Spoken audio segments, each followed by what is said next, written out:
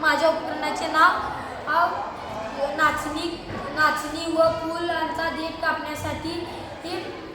देठ कापण्यासाठी या साध्या यंत्राचा वापर होतो व शास्त्रीय तत्व साधे यंत्र दाब कमी क्षेत्रफळावर जास्त दाब दिला असताना वस्तू कापली जाते। चला या माझ्या यंत्राचे उपयोग व फायदे जाणून घेऊ।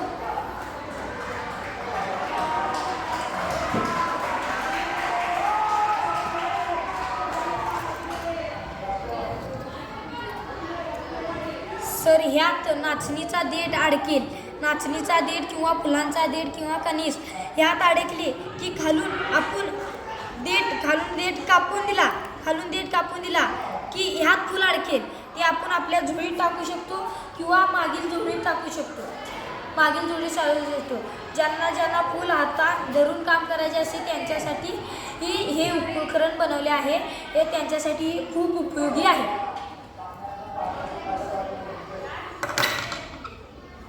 सर तसेच मी हे आणि बनवले आहे। हे हलक्या तारेने तयार करून मध्यस्थ भागाला जोडले आहे।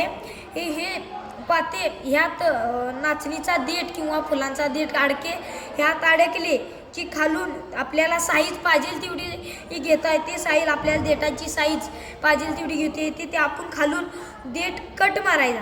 खालून कट मारला ते ह्यात अडकेल की आपण नाचणीच्या झुळीत टाकू शकतो किंवा मागील झुळीत टाकू शकतो व हे शेतकऱ्यासाठी फायदेमंद आहे, उपयोगी आहे। ह्या उपकरणाचे फायदे, ह्या उपकरणामुळे शेतकऱ्यासाठी खूप मदत होते। हे कमीत कमी पैशात तयार होते।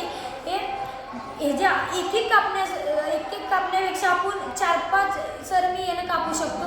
4-5 जे एक वाफा कापण्यासाठी ते जेवढे वेळ घालवतात त्यात मी 2-3 वाफे कापू शकतो। कोणत्याही सहज जागी ठेवू शकतो सर। कोणत्याही जागी ठेवू